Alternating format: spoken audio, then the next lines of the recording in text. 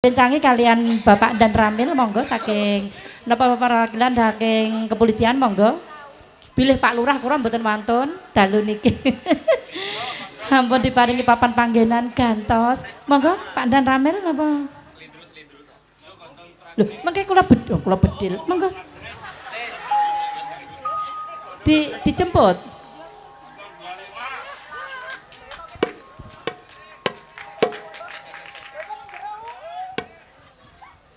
Oh, mboten kerja.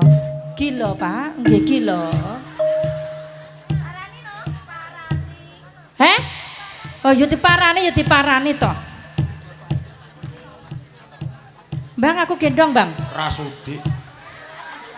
Dhewe ngono. Apa sikil medingklang ora rasudi. Ayo nadane nek bes, ginu medun geser. Beser lah anakku. Selendang sutraku. Kok wis mangan nek obah mangan. Pangapunten panggilan kepada sendok menika wau keri dados sendoke plastik dipuluk. Aduh mapunten lho, Pak. Ya.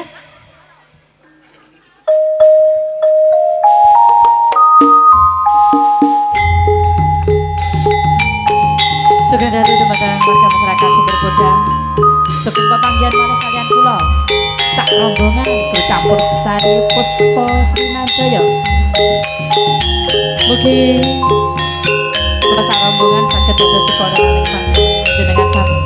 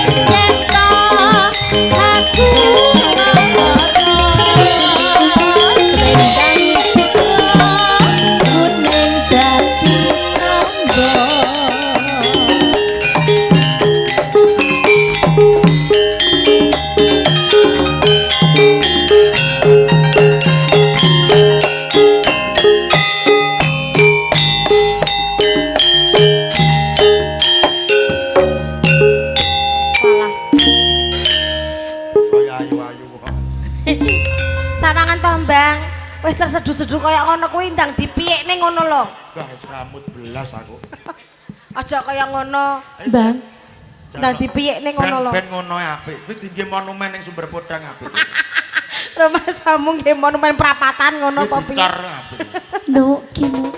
Piye